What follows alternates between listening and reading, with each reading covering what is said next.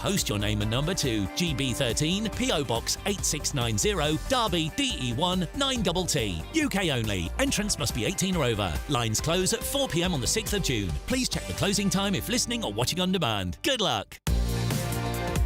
Mornings don't have to be tiresome, especially if you have the right company. Wake up to news as it happens, opinion and debate, and of course, a little bit of entertainment too. Because when the kettle's on, we're on. That's Breakfast on GB News, a show worth waking up for. Every morning from 6 a.m. Only on the People's Channel, Britain's news channel.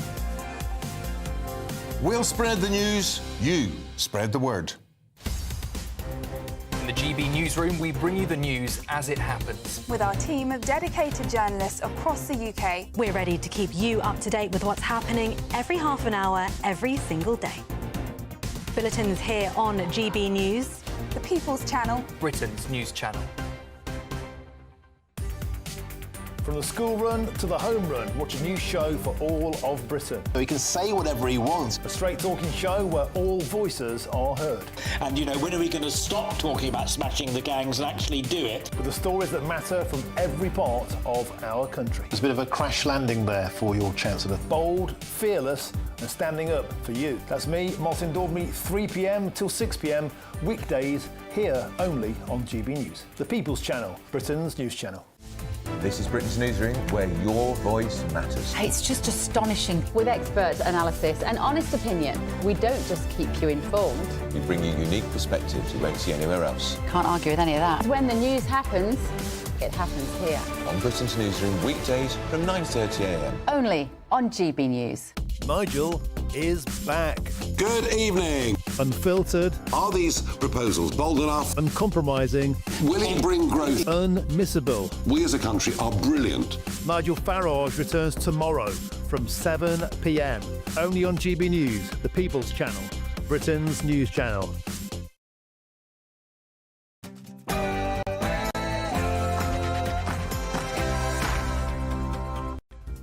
Hello, it's 11 o'clock, which means it's time for tomorrow's Newspapers Tonight. Join us over the next hour to find out how one man got burnt by a Quran. Will the French finally wave a checkered flag at the migrant boats? They only need to add some black squares to their usual favourite flag. And is it time Scotland should lose its Barnett formula? I'm Stephen Allen, and tonight I'm joined by Josh Howie and Simon Evans to take you through Tuesday's top stories. This is Headliners.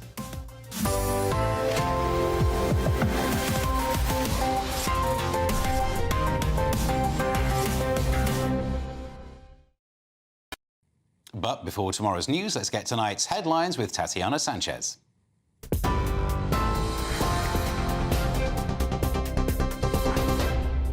Thank you very much. The top stories. Defence Secretary John Healey says a new era for UK defence is needed. In a statement to the House of Commons today, Mr Healey said the government will accept these 62 recommendations in the Strategic Defence Review. His comments come after Sir Keir Starmer says every citizen has a role to play as the UK shifts to full warfighting readiness in its most ambitious defence overhaul since the Cold War. Veterans Minister Alistair Cairns told GB News the government aims to get defence spending to 3% GDP by next Parliament, but failed to say exactly when. Before we get into the detail, it's worth just stepping back. I spent 24 years in the military in quite specialist elements and sort of had insight into everything. And I don't think I can remember a period of time that has been so geopolitically fractious or fragile. So I think the Strategic Defence Review is exceptionally well timed. We've been really clear. We put in excess of £5 billion into this year into defence.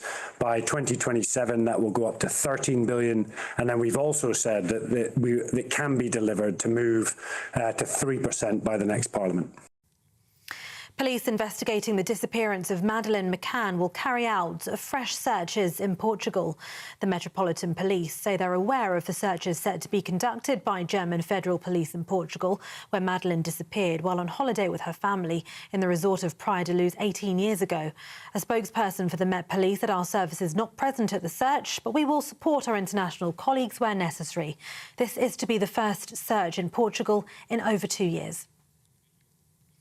And to the US, a man has been charged with a hate crime after people at a rally in support of Israeli hostages were targeted with petrol bombs and a makeshift flamethrower in Colorado. 45-year-old Mohammed Solomon has been charged with the federal crime of causing bodily injury because of actual or perceived race, colour, religion or national origin. US President Donald Trump vows to prosecute the attacker to the fullest extent of the law. 8 people were injured in that attack while the suspect shouted "Free Palestine." Police say the victims suffered serious burns. At least one person is in a critical condition. The White House Press Secretary Caroline Leavitt gave this update this evening. Well, there's certainly a concern that the previous administration allowed way too many terrorists and illegal immigrants into the interior of our country, and that's why the Department of Homeland Security is working overtime to arrest, detain, and deport as many illegal criminals and terrorists that we can in the United States of America, and any act of violence will be prosecuted to the fullest extent of the law. And those are the latest headlines for now. For the very latest GB News direct to your smartphone, sign up to News Alerts by scanning the QR code or go to gbnews.com/alerts.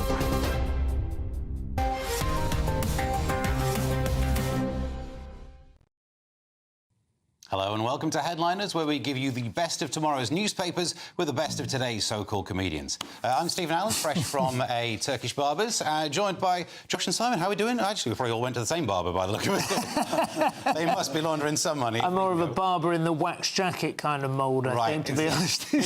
Yeah. Josh, all going well? Yeah, you got a good look. You got a good look. You like the idea of the bald gentleman? Just bald. Doesn't know if you're a gentleman or not. All right. Yeah. Turkish barber basically means money laundering, doesn't it? That's the euphemism. And to be honest, I managed to do that at home these days quite easily. Every time I put a bag of jeans in the wash. Turkish barber is going to become the new far-right whistleblower. You know, if you say Turkish barber, you're far-right. Oh. That's the new... Dog whistle, not whistleblower. Whistleblower, dog whistle. Yeah. Trumpet, if you're accusing Montgomery. Because they're different things unless you're a dog. We can start with the Telegraph. Normally they have a smorgasbord of various news stories to chew on. They've got Gary Lineker celebrating his freedom to be as anti-Israel as he likes, and he's Yole, and his son has got married as well. But I don't know which of those two he's celebrating in that photo. For balance, I should say, he's also celebrating his freedom to be a private citizen, so no one's going to care about what he does or says anymore. Exactly. Our tax money is no longer going. Well, it says he gets away from it all. I don't think he's got anything particularly to get away from. He's got a huge house, a vast fortune, a successful business, you know, the funds that he's accrued from a decent career with a state broadcaster. I should like to have so much to get away from. Fair enough. There's an article that's on there. Can we stop talking about periods? I just can't. Yeah. All right. Does she mean the feminine thing or the full stop? Because that would make it difficult. With a question mark at the end. So exactly. She did it. Fair enough. And we got the cuts to the army must be reversed, Starmer told. So we're like at 73,000.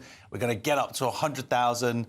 But of course they don't have a plan about how that's actually going to... We're getting a new 1,000 over the channel every day at the moment. They're supposedly fighting-age men. They're more Navy people, though, aren't they? Seems that they're good at it. Decent patriotism for their new country. Just they're malleable, they're mouldable. They can be, bent to our desires and wishes and agenda, I'm sure. Yeah. And do you know what? That Paul Hardcastle song about No, 19. Yeah. Some of them are technically 19, apparently. Yeah. So you could definitely re-release that song. Still either in the 30s.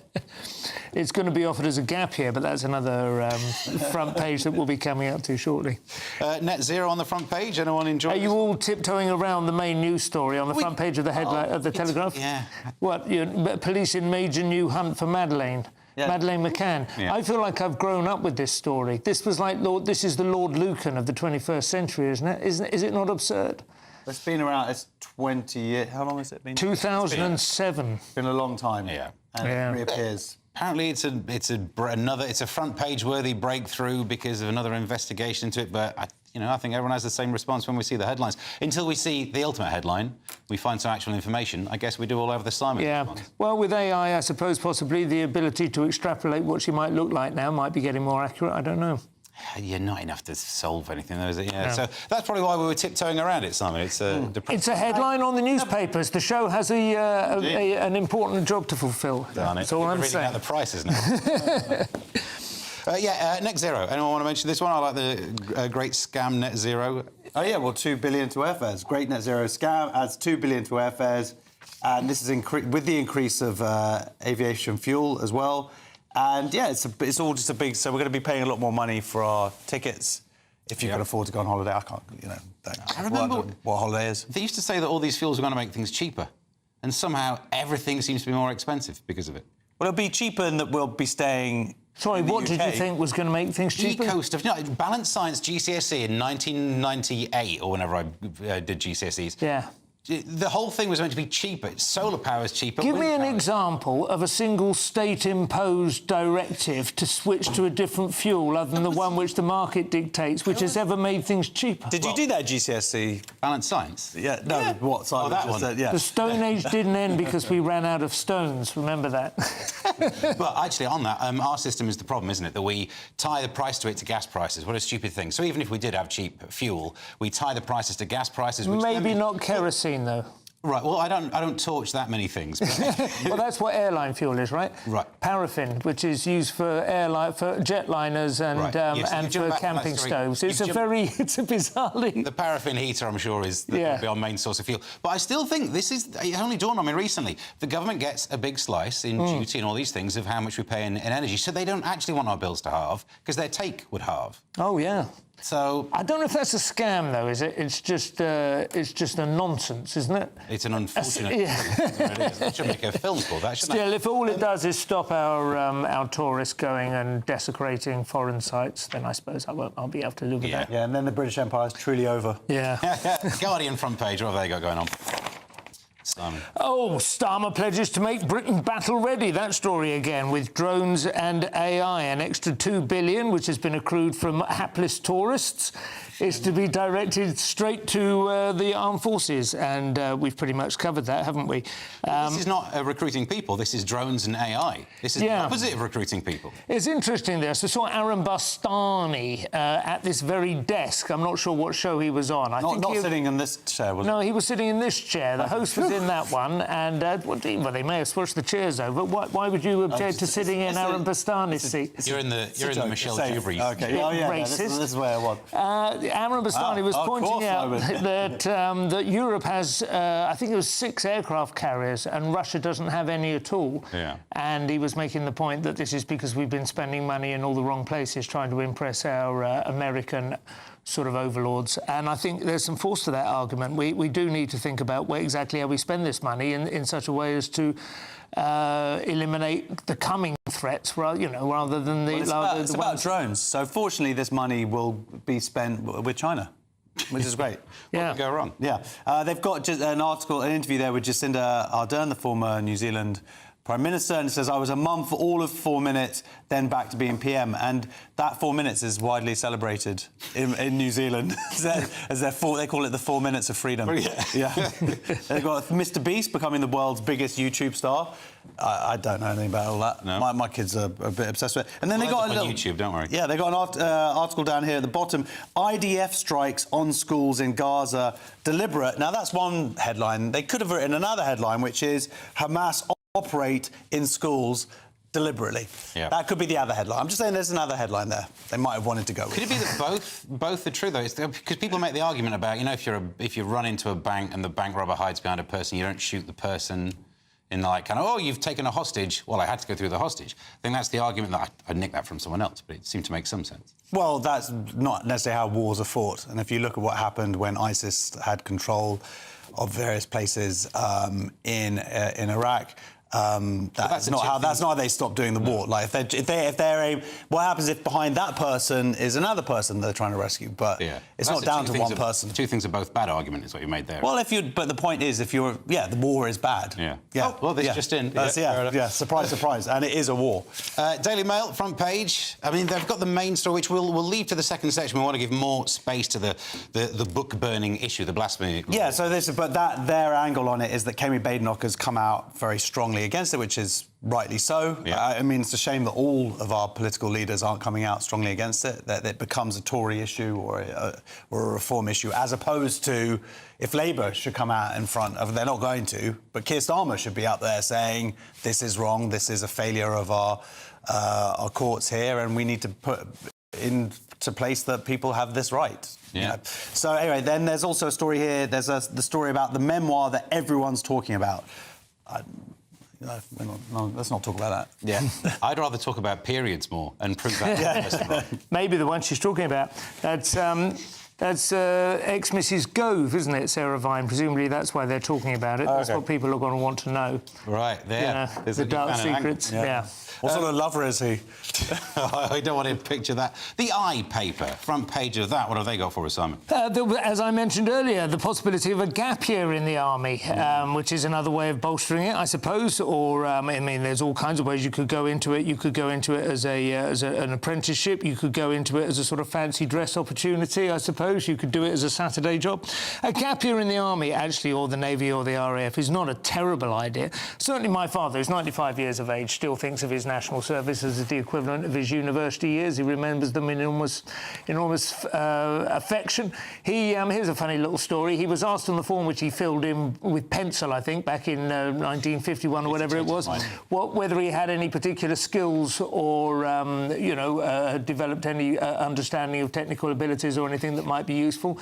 And he wrote down metallurgy, because he'd been working in an aluminium foundry for the last couple of years, and they misread it as meteorology and put him into the weather department on a stone frigate in Lyon-Solent. And to this day, weather forecasting remains his second interest. After the alloys. Yeah.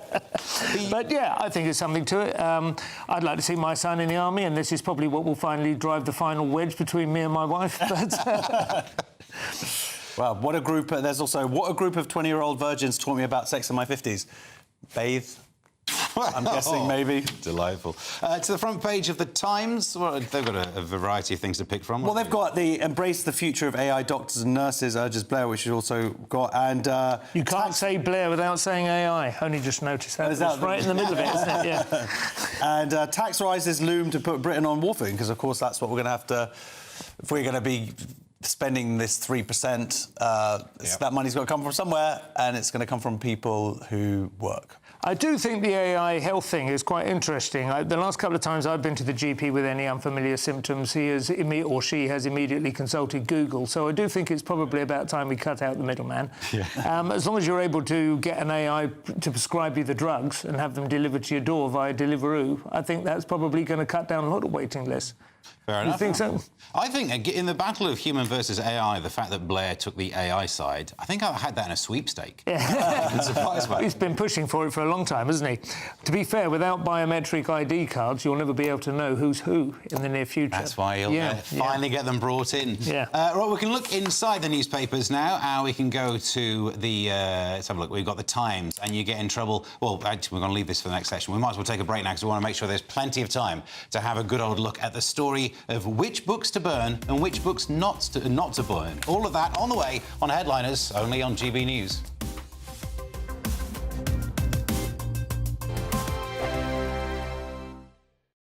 Westminster's full of talk, but out here, it's the real world. Am I allowed to talk now? No, that's it.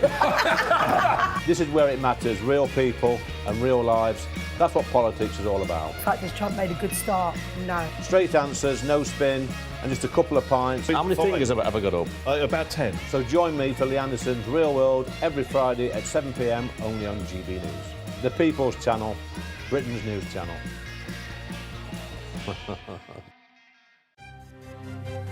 GB News Breakfast, every day from 6 a.m. Well, joining us now is the Chief Scout at the Scouting Association, Dwayne Fields. Dwayne, welcome to the programme. Thank you for joining us. You must be delighted at the partnership with the Princess of Wales, and the video is you were in that creation. Yeah, so good morning, first of all. Yes, I'm absolutely delighted with it. The Princess of Wales has been one of our joint presidents for some time now, and hopefully that will continue. There's no reason to think it won't. And I am delighted. Her platform allows for her to really basically become a megaphone for all the great things we do in scouting. And there's no denying it. Every single week, we've got 500,000 young people and adult volunteers meeting, and they are learning, building friendships, learning those really important skills for life, having fun, like I said, making friendships. And they're doing all of this voluntarily. And just like I am, so is the Princess of Wales. What you've mentioned there, you know, the being at one with nature, being at peace in nature, I think it's really important for young people to spend time outdoors. We recognize from all the reports, and you yourself have even spoken about it, mental health issues that we have in society nowadays. Now, this isn't the silver bullet, but I think it is part of the solution. The more young people we can get to spend time in our natural spaces, I think the better we'll be, generally speaking, when we're talking about well-being. Now, in regards to what young people do in our scout groups, it could range from cooking to map reading to model making. Whatever skills the volunteer brings are the skills that we utilize in our groups. I just don't think I would suit the shorts at my age, but that's it. But there's Dwayne. Look great in the necker. GB News, the People's Channel. This is our country, and we think it's amazing. From high tea to the high street, we love it all. Even the rain, we like that too. There's nowhere else we'd rather be. That's why we're here to be the fearless champion of Britain, its voices and its values. Because we are GB News, the People's Channel, Britain's news channel.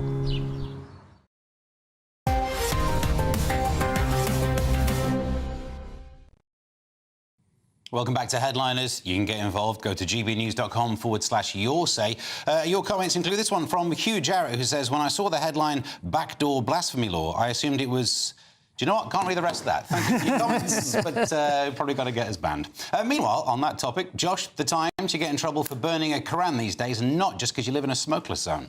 Yeah, so man who burnt Quran says conviction is an assault on free speech, which of course it absolutely is. So Hamid Koskan, 50, he was found guilty. This trial, we haven't really been able to talk about it, of course, because it's been an ongoing trial. Now he has been found guilty. And this means, yeah, essentially blasphemy laws are back. The judge said that his actions were highly provocative. Yeah, they were. Doesn't mean that that should make them illegal.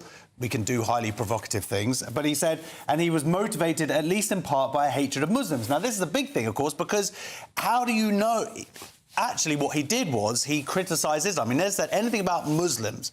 He said, like... He swore about Islam. He said Islam is the religion of terrorism.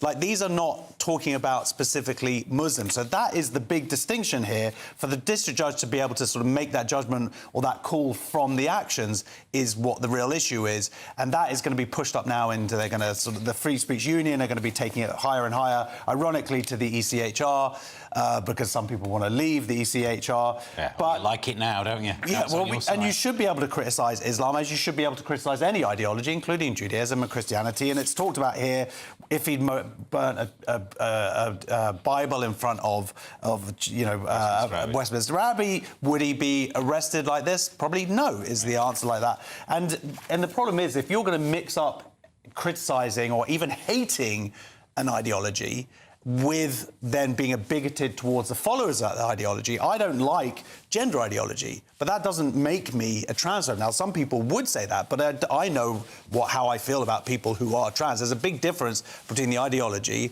and the followers of it. Yeah. And some of the things I tweet to you about Judaism from my fake accounts... Absolutely fine. They're legal. They are absolutely legal, and they should remain so, Simon. I mean, it's interesting, isn't it, whether you wonder whether there'll be some sort of test cases now where people will take a small portable library and burn books one by one in a public place and see at what point they get arrested. I should think you probably get away with the Old Testament, the New Testament, the Talmud, the Torah, you know, whatever. I don't know. I can't imagine... The book of the I Ching. I mean, there's literally is only one book which is held to be as sacred as the Quran is. That's true. They kick off. And it's a bit of an outlier in that regard. Yeah. Troubling, very problematic. And the rule should be true for all, shouldn't it? The same rule that we definitely do apply for other religions. I mean, sitting from over here on the fence as the atheist, of course you should be able to criticise and not like all religions. But there is also... equally as just a religion as all religions. There's a lot of dominance demonstration going on as well. I don't know how old it is. I just saw a clip today. Sometimes clips crop up on social media, might be a couple of years old, but of about 30 or 40 Muslim men on their knees praying to Allah or the East or Mecca or whatever, within the lawns right outside Westminster Abbey, which is absolutely absurd, completely unnecessary. And apparently they were given permission and it was accepted by the, the clerical authorities within the Abbey. These are demonstrations of dominance, of a sort of creeping power play. I don't know at what point somebody's going to say, OK, enough of this, because these things mass up. They're not in isolation. And we're getting to the point where a lot of people are going to start feeling very hostile towards it. And, it's going to kick off. Well, you have to be able to criticise. That's the whole point, is that you have to be able to criticise an ideology. But the way that they said it is, it was accompanied by bad language. Like, that was in somehow the word. Not only did you do what you did, but you used the F word as well. Yeah, maybe he burnt his thumb. You never know. Yeah. I've got a copy of the Quran on a Kindle, and I daren't delete it. Ooh, Kindle? Kindle is exactly... Are you insane? Oops. What about if it runs out of battery? Technically, factory reset. I am terrified. That's a really interesting one, isn't it? You might never see me again. Josh, the Telegraph. Scotland could lose its Barnett formula, something that we can relate to on this panel if you ignore the word formula. Yeah. So Nigel Farage, he's up in Scotland because there's an election coming up, a by-election, and this is quite interesting tactics to sort of go, if we get in, we're going to give you less money. Yep, that's kind of an interesting way of going about it. So the Barnett formula it was sorted out in the 70s. Essentially, it gives Scottish citizens £2,400 more than their English, Northern Irish and Welsh counterparts of taxpayers' money. And because the formula, they haven't changed it since the 70s. It was based on population. And it just means that in Scotland, you get things like dental care and... free prescriptions. Free care for the elderly and whatnot. So for Nigel Farage to go up there and say, I think we should have a little look at that. You vote us in and you'll get less stuff. Yeah, it's quite it's an impressive electric strategy, but it's honest. At least it's fair. Maybe he was saying that to try and win votes lower down the nation. Oh, well, it's interesting. He says that it would be balanced out by they would be given powers to raise a bit more of their own revenue. But it doesn't say where that revenue would be raised from. If it's raised from Scots residents, then it's a pretty circular argument, isn't it? On the other hand, I seem to remember one of the major pillars of the campaign for Scottish independence was that they were not keeping all the revenue that should have been theirs from the North Sea oil and the sale of whiskey as well, as a massive export, apparently. Yeah. So maybe those things could be rearranged, I don't know. But yes, otherwise it is clearly basically speaking in Scotland for the benefit of an English audience, isn't it? Yeah. There's a nice bit where he talks about the fact that it was developed in the 1970s and now outdated, which is odd because there's a lot of other stuff from the 70s that he probably thinks isn't outdated. And he probably quite likes it. What, like haggis, tea towels and... No, not just in Scotland. Oh, OK, sorry. Donald, where's your trousers? Yeah. Simon, the Telegraph, the French have been asked to stop the boats, even though we already pay them millions to do that. It's worse value for money than my gym membership. Oh, come on, you get in the gym 2 or 3 times a week, Steve. Come on, bristling. Less than that. Yes, stop migrant boats as swiftly as possible, Cooper tells French. That's the headline. As swiftly as possible is the quote, which I think, honestly, we may have moved past the point where language could be even stronger than that. Home Secretary says France must make changes to the operations as French MP has blamed the small boat surge on Brexit. I looked her up, Eleanor Carrois, a member of Emmanuel Macron's Renaissance Party. She says that we made an error in leaving the EU, we have a very weak asylum policy, and that we represent an El Dorado to, yes, which is... we all speak Spanish. Well, it was a retirement community, wasn't it? I seem to remember. I don't know. I didn't watch the whole series. But anyway, but she's obviously right. I mean, it is seen as El Dorado, the benefit system, and there are other reasons, such as, English is the world's default language and so on. But, I think we've long since passed the point where we kind of go, we really must get this sorted out soon, if you wouldn't mind sort of pushing it, I mean, it's got gunboats! But the big reason is because when we were in the EU, we could return people who came over illegally to a country to a European country that they have come from. Yeah. We can't do it anymore. And for some reason, they didn't put that in the deal. In the Leave deal, they didn't put that in. Now, you would think that would have been one of the core things that they would go, right, we're trying to lower migration, and this is one of the core elements of this deal. And they didn't do it, and now here we are. And that's incredibly frustrating. Yeah, although I have to say, those people in France, in Calais, have already presumably come through at least one other European country in order to get to France. So France should be able to use it. France should be able to put them back in Italy, but they won't. It's a bit like you should never, it's no good buying food you don't intend to eat and then, like, putting it in the fridge and going, I'm not going to eat that. By the time they're in Calais, is my point, they're coming, aren't they? It's too late. They've got to be cut off at Libya. 480 million we spend in 3 years. Yeah. And they're just sort of going, oh, no, once they're in the water, we can't. No, they're in the water. That's my friend. Is that how you imagine it? I imagine it's more of a meh. Meh. And then they stare out of a window in black and white for a while. I've probably got some stereotypes about the French that maybe I need to look into that. I think they need to be overhauled, to be honest, after the behaviour, after your stereotypes. What I see of the French these days, there's not a lot of onions hanging round necks and, berets and stripy jumpers. I have been more kind of burning cars and desecrated statues. Let down by those 1970s sitcoms that Nigel Farage likes. Right, on the way in the next section, we'll be finding out why you might get a sense of threat from Germany, but not in the way you're thinking. All of that still to come on Headliners, only on GB News.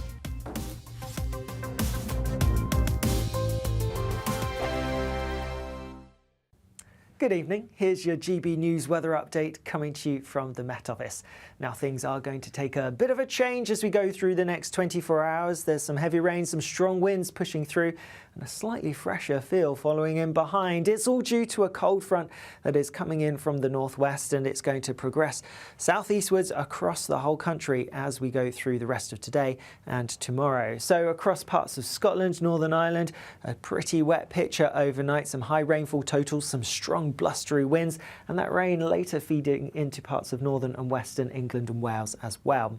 Most places are going to see temperatures holding up in double figures, partly because of the unsettled weather. Then as we go through tomorrow morning, in the southeast, actually clinging on to some fine weather for a little while longer. So a dry start here, some early sunshine, but elsewhere across much of England and Wales, a pretty cloudy and damp start to the day, and watch out for those blustery winds as well. Meanwhile, across Northern Ireland and Scotland, yes, the more persistent rain will have pushed through, but there will be plenty of showers around, and some of these showers will be fairly heavy. There could even be the odd rumble of thunder, maybe a bit of hail mixed in as we go through the day. Also need to be aware of the blustery winds. The strongest winds will be along the front as it goes through, but towards the north and west we could still be looking at some strong gusts in coastal parts. Meanwhile, towards the southeast, that rain eventually arrives as we head towards lunchtime and lingers for a time during the afternoon before eventually clearing away, and for all of us a bit of a fresher feel compared to recent days, despite the fact that there will be some sunshine on offer. Also some sunshine on offer as we go through Wednesday, but again we're likely to see a fair few showers around, most frequent, most widespread towards the north, but as we go through the afternoon they are going to pick up a little bit more across southern parts as well. More showery weather on offer as we go through the end of the week, and that cooler feel continues, though warm enough in any sunshine. Mornings don't have to be tiresome, especially if you have the right company. Wake up to news as it happens, opinion and debate, and of course, a little bit of entertainment too. Because when the kettle's on, we're on. That's Breakfast on GB News, a show worth waking up for. Every morning from 6 a.m. Only on the People's Channel, Britain's news channel. We'll spread the news, you spread the word. Welcome back to Britain's Newsroom with Andrew and Beth. Hello everyone, Patrick Christie is here. I'm Michelle Duke, Britain's news channel. Access the stories that matter to you. Take the GB News family with you on any device. And as long as you have an internet connection, tune in to GB News anywhere on the planet or beyond. GB News, the People's Channel, Britain's news channel.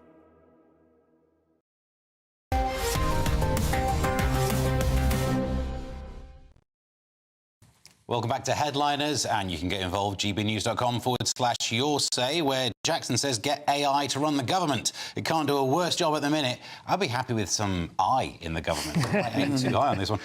We move on now, Josh, to the Daily Mail. And we're being warned about the risk of people in Germany. I mean, not for the first time in history.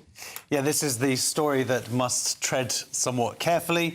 More than 1 million Muslims in Germany with a migrant background are at risk of being radicalised, study finds. So there's 5.5 million Muslims who are sort of first-generation migrants who came over when Angela Merkel opened up the borders.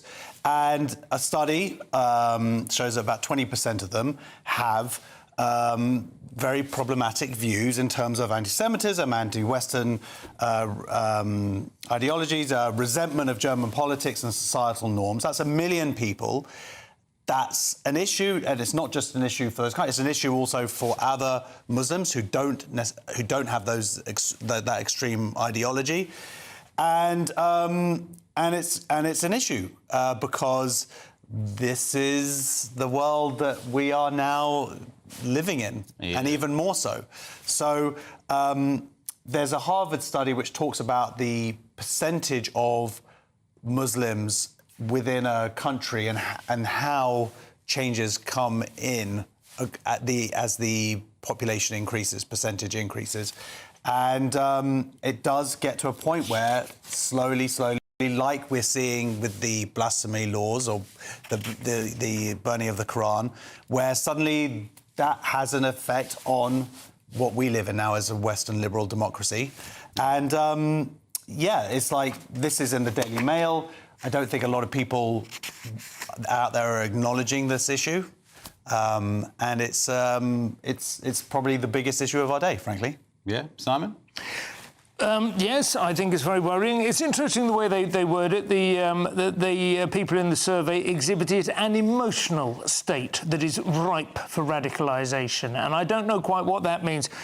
It suggests that they're not basically saying that they hold certain views necessarily, but that they hold them in a certain way, to a certain degree, with a certain degree of resentment, or with a fever, or with a passion, or something. Yeah. I'd quite like to know what those emotional states are, which are ripe for radicalisation, and when you can spot one, and how perhaps you can take advantage of it. Yeah, could be a little bit like a dating app, but on a. But there was one thing about like some of the views included, like thinking that violence was an appropriate way to correct some of the perceived injustice against them. Now they're saying that's a third of that 20%. So that is about 300,000. Violence is the ultimate authority on which all demands for behavioural change rest. Ultimately, which means that there's about there's 300,000 Muslims in Germany. Minimum, because this is only the first generation, who think that violence is an acceptable form of meeting their whatever it is that they want. You're applying maths to a story. I feel like I should sue. Well, the other thing is that the majority of these respondents also said they felt Islamic Sharia law was far superior to German law and want Islam to be the sole and final political authority in Germany. That's 1 million people with that who think that. Yeah, but that's a weird one, though, because that one is just their personal value. Your free speech argument from before means, yeah, you can have that as long as you never achieve it. It's fine to have that. But how many of those 1 million people are going to go out and work towards that? Yeah. Via whatever opportunities that they have. I don't want to get all like conspiracy theory, but if this is what 1 million people out there in that society are believing, and that's what they're going to work towards, isn't it? Yeah, it's a shame we didn't go conspiracy theory. Normally they do really well online. Simon, the Telegraph MPs are feeling unsafe, and they don't even have to work with Mike Ainsbury anymore. Yes, that's right. It says half of MPs feel unsafe. Doesn't say which half. The scale of abuse, threats and intimidation facing MPs is undermining the health of democracy, this report finds. And commenting on the findings is Sir Lindsay Hoyle, the Commons Speaker, who was, I think, himself caught up in an imbroglio a little while ago where a certain amount of fear was... remember this? There was when the House of Commons was forced into an irregular action due to a certain amount of... I don't know exactly how to phrase it, but there was the threat of violence. Do you remember this? When you start using shorter words, I might know what you're on. I think it was around the Palestinian protesters on Westminster Bridge, and I cannot remember what there was a late night debate going on, and they moved away from their usual regular debating and voting patterns in order to avoid... And this is a week when Lindsay Hoyle wasn't on holiday, so yeah. should have to narrow it down. It's interesting, though, throughout this story, it's quite a short story, it's in the Telegraph, it's never said from whom exactly they feel that the threats are coming, you know, and without sort of wanting to just nag on this nerve endlessly tonight, I suspect it is, again, Islamism, which is already sent a number of teachers and other people of one kind or another into hiding or retreating. This is the main... I cannot believe that they are concerned that they are, you know, under a threat of violence from junior doctors over their 5%. Have murdered a politician, have murdered an MP. They have. Well, so... They have. But, yes, in terms of, you know, Jess Phillips, what we saw in the last election, there were these sort of irregularities, shall we say, but essentially intimidation by predominantly, in those particular areas, Muslim voters voting for who are supporting a candidate for Gaza or whatever it was. They saw that. Jess Phillips and other people spoke out at the time, and that then became very quiet afterwards when it was apparent how close their majorities were. She referred to it as men, didn't she? Yeah, just men. Just men doing random their men things. Doing many things, yeah. Yeah. Although I think those junior doctors, if they did turn on you, they know where all the nerve centres are, don't they? Take you down in seconds with one good prod. Right, Josh, to the Daily Mail, and some police are too unfit to go on the beat, so that will help get the prison numbers down. Desk-bound Scots, bobbies told they will need fitness training to get them back on the beat. So a bunch of Scottish police basically doing desk duty and doing things that really civilians could be doing the whole time. I imagine police get paid a little bit more because of some sort of danger wage, maybe. Danger wage? Danger wage? That's the title. Is that what they call it? What do they call it? Like some sort of risk rate, you know, some... yeah, danger money, I think. Danger money, yeah. So... but a lot of them are just kind of sitting behind desks and giving out... Waiting for their danger pension. Danger pensions.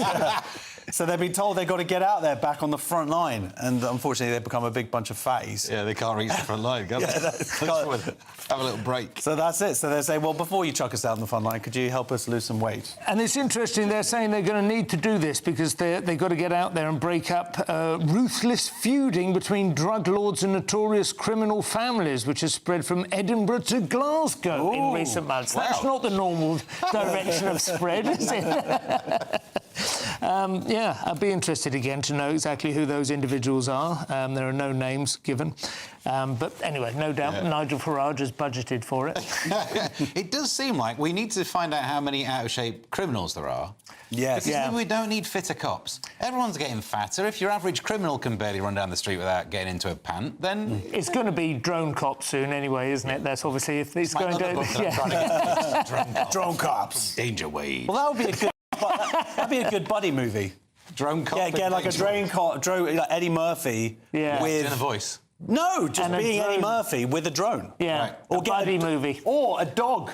Like a dog, you know, like Canine, but with a Turner and Hooch, but with a drone it would just as be well two as the drones in a car eating donuts, and drinking coffee in a steakhouse. Donuts into their blades. It could be like a Chinese drone and a Ukrainian drone. Well, now you're just going to get racist. It's sort of like red heat. Simon will fit this one in the Telegraph. There was a rugby match featuring a trans team. Oh, so they don't mind that kind of conversion. Yes, this is interesting. This has already happened, apparently, but it's quite hard to unpick exactly what sort of form it took. It was Red Roses players back Ruck U, transgender versus biological female match. Ruck U is their defiance against the rulings that suggest that only biological women can play in these sports. And in this one, they had a team of trans women versus a top-notch actual female side, former female internationals, and the former female internationals won 34-7, and that is intended to prove something. That resolves that, then, doesn't it? Nothing else to see there. So they mixed up the teams. They did in the second half, yes. They started to mix them up. I tried to find some video footage of it to see if I could, if they were evenly matched, but none was available through the usual platforms. But if you're Googling for, like, these people feel very strongly about it.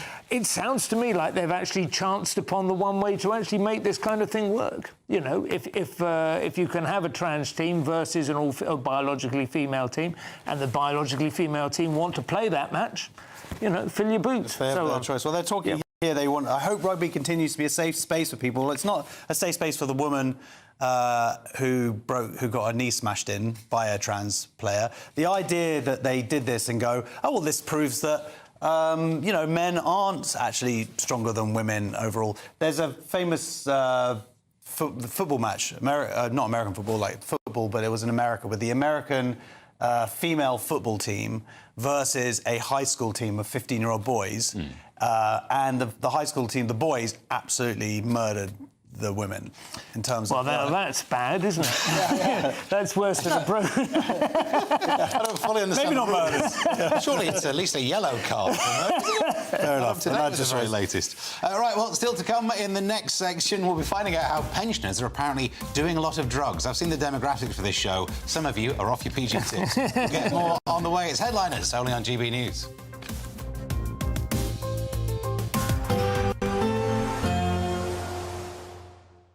You're looking happy. Well, the forecast looks good. So you've sorted the travel insurance then? All Clear Travel Insurance sponsors GB News Travel Destinations Forecast. And looking further afield, there's plenty of warm sunshine, not as hot as recent days, with the risk of thunderstorms, but it is going to be breezy across the Canary Islands and parts of Madeira. Plenty of sunshine across Portugal and southern parts of Spain, but there are going to be frequent showers and thunderstorms across the Alps. Plenty of sunshine across parts of Italy and Greece, and we hold on to plenty of warm sunshine as we go through the week. Few showers around, but highs up to the high 20s. All Clear Travel Insurance sponsors GB News Travel Destinations Forecast. This is Britain's Newsroom, where your voice matters. It's just astonishing. With expert analysis and honest opinion, we don't just keep you informed. We bring you unique perspectives you won't see anywhere else. Can't argue with any of that. When the news happens, it happens here. On Britain's Newsroom, weekdays from 9:30 a.m. Only on GB News. From the school run to the home run, watch a new show for all of Britain. He can say whatever he wants. A straight-talking show where all voices are heard. And, when are we going to stop talking about smashing the gangs and actually do it? With the stories that matter from every part of our country. There's a bit of a crash landing there for your Chancellor. Bold, fearless and standing up for you. That's me, Martin Daubney, 3 p.m. till 6 p.m, weekdays, here only on GB News. The People's Channel, Britain's news channel. Exciting news. Every Friday, my Patrick Christie's Tonight Show is going to have a twist to it. We're welcoming some special guests. You. That's right, on Fridays, I'm going to be doing my show in front of a live studio audience because this show is about you and what you have to say. It's going to be the same big debates, same big topics, same big opinions. But every Friday night at 9 p.m, you are invited to come on down to Patrick Christie's Tonight to be a part of the action. Only on GB News, the People's Channel, Britain's news channel.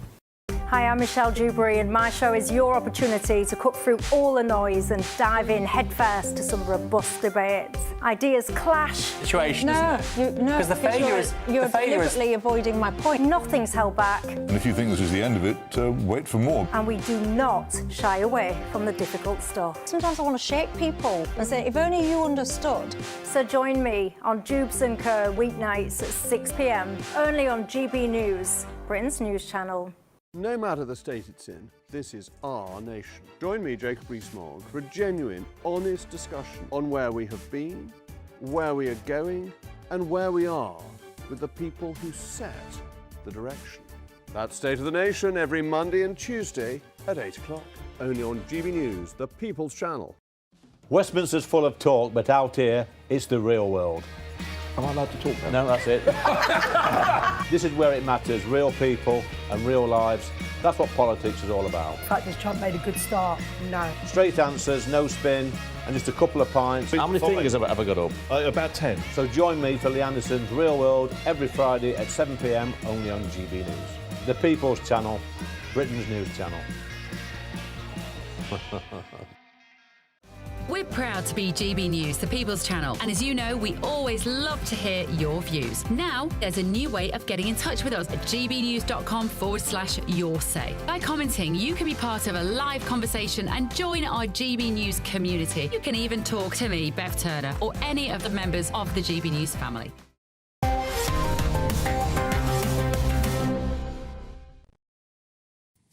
Welcome back to Headliners. You can get involved, gbnews.com/your say, where Arthur Dent sends us a comment and says, ever heard of throwing a match? So he's either talking about the trans team losing or the guy setting fire to the Quran. I don't know, we'll find out later.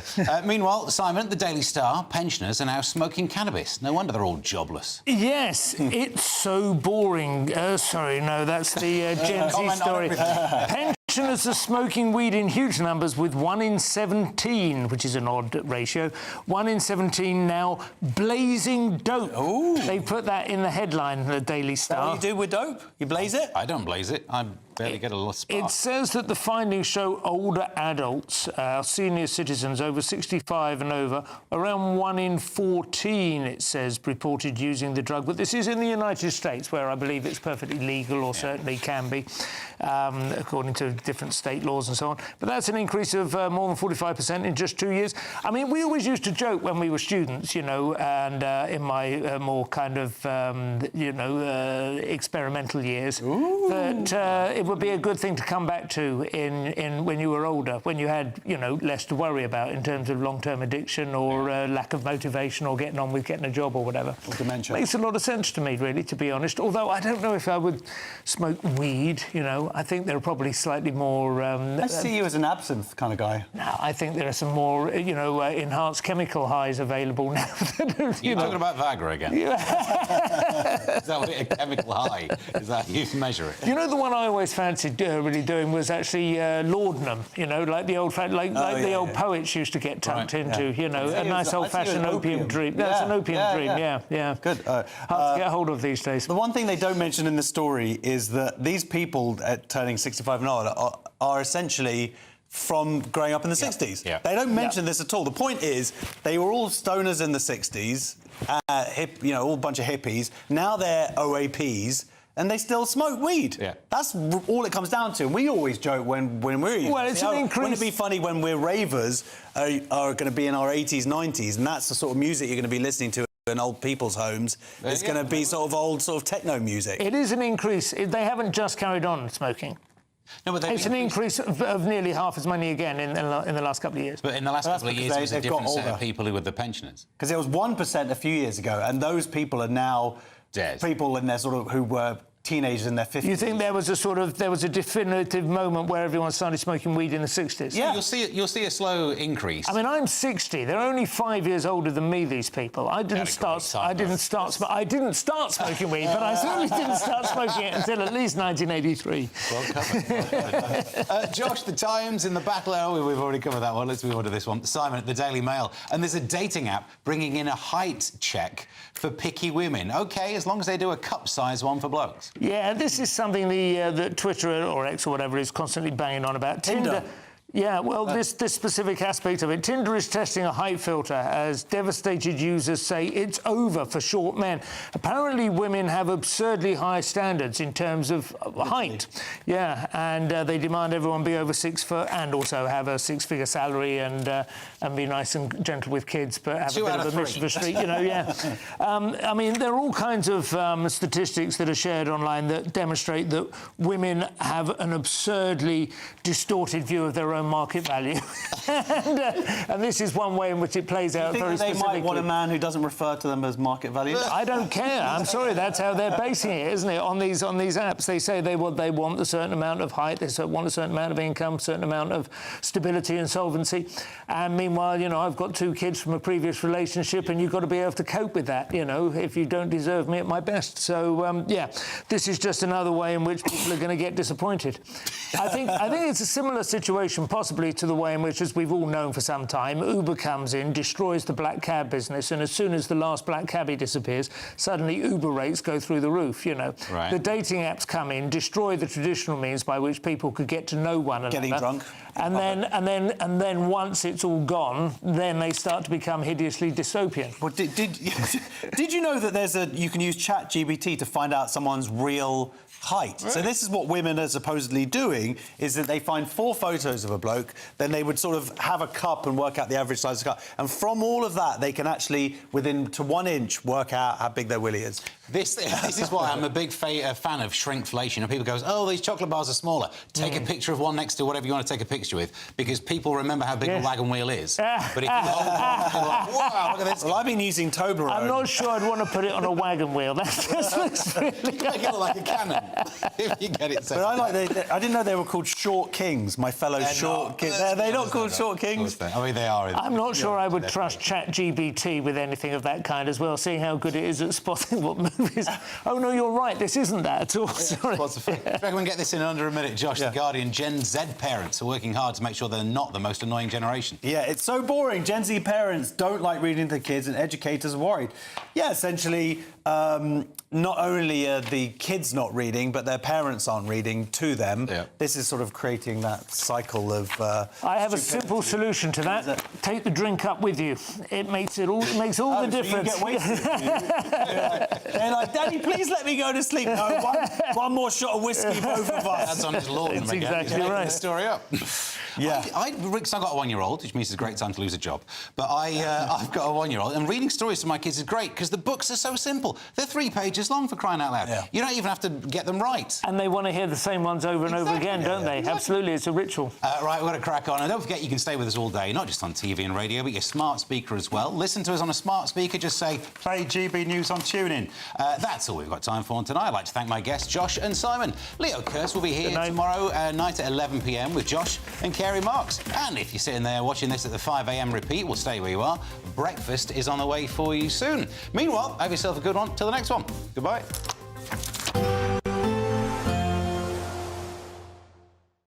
Expect a warm front, moving from the kitchen right through to the rest of the house. Boxed Boilers, sponsors of weather on GB News. Good evening. Here's your GB News weather update coming to you from the Met Office. Now, things are going to take a bit of a change as we go through the next 24 hours. There's some heavy rain, some strong winds pushing through, and a slightly fresher feel following in behind. It's all due to a cold front that is coming in from the northwest, and it's going to progress southeastwards across the whole country as we go through the rest of today and tomorrow. So across parts of Scotland, Northern Ireland, a pretty wet picture overnight, some high rainfall totals, some strong blustery winds, and that rain later feeding into parts of northern and western England and Wales as well. Most places are going to see temperatures holding up in double figures, partly because of the unsettled weather. Then as we go through tomorrow morning, in the southeast, actually clinging on to some fine weather for a little while longer. So a dry start here, some early sunshine, but elsewhere across much of England and Wales, a pretty cloudy and damp start to the day, and watch out for those blustery winds as well. Meanwhile, across Northern Ireland and Scotland, yes, the more persistent rain will have pushed through, but there will be plenty of showers around, and some of these showers will be fairly heavy. There could even be the odd rumble of thunder, maybe a bit of hail mixed in as we go through the day. Also need to be aware of the blustery winds. The strongest winds will be along the front as it goes through, but towards the north and west we could still be looking at some strong gusts in coastal parts. Meanwhile, towards the southeast, that rain eventually arrives as we head towards lunchtime and lingers for a time during the afternoon before eventually clearing away, and for all of us a bit of a fresher feel compared to recent days, despite the fact that there will be some sunshine on offer. Also some sunshine on offer as we go through Wednesday, but again we're likely to see a fair few showers around, most frequent, most widespread towards the north, but as we go through the afternoon they are going to pick up a little bit more across southern parts as well. More showery weather on offer as we go through the end of the week, and that cooler feel continues, though warm enough in any sunshine. Expect a warm front, moving from the kitchen right through to the rest of the house. Boxed Boilers, sponsors of weather on GB News. It's the final week to see how you could be our biggest winner yet, touring in this stylish Elnag Baron 560 motorhome. This brand new 2025 model comes complete with kitchen and bathroom areas and enough space to comfortably sleep a family of 4. We'll also give you a further £5,000 in tax-free cash to add a few of your favourite things. Don't miss out as lines close on the 6th of June. For another chance to win the lot, text WIN to 63225. One entry costs £2.50 plus one standard network rate message, or text BONUS to 63225. 5 entries cost £5 plus 1 standard network rate message. Go to gbnews.com/win. Entries start at £2.50. Call 0903 686 3232. Calls cost £2.50 plus your network access charge. Or post your name and number to GB13 PO Box 8690 Derby DE1 9TT. UK only. Entrance must be 18 or over. Lines close at 4 p.m. on the 6th of June. Please check the closing time if listening or watching on demand. Good luck. From the school run to the home run, watch a new show for all of Britain. He can say whatever he wants. A straight talking show where all voices are heard. And, you know, when are we going to stop talking about smashing the gangs and actually do it? With the stories that matter from every part of our country. There's a bit of a crash landing there for your Chancellor. Bold, fearless and standing up for you. That's me, Martin Daubney, 3 p.m. till 6 p.m. weekdays here only on GB News. The People's Channel, Britain's news channel.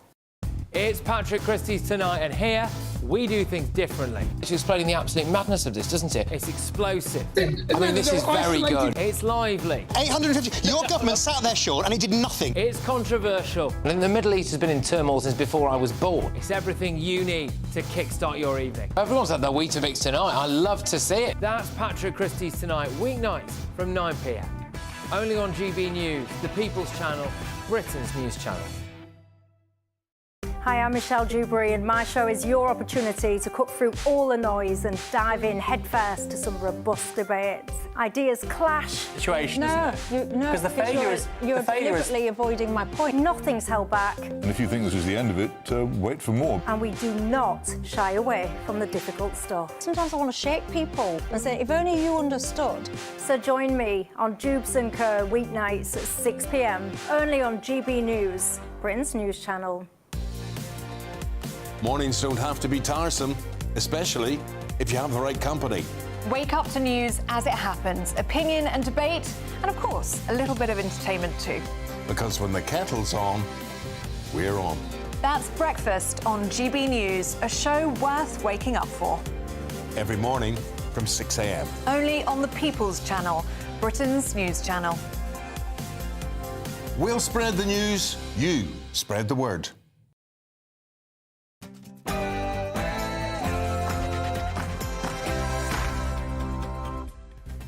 A very, very good evening to you and welcome to GB News Tonight with me, your host, Martin Daubney. On tonight's show, Conservative peers have today launched a last-ditch bid to stop Sir Keir Starmer handing over the Chagos Islands to Mauritius. They've triggered a so-called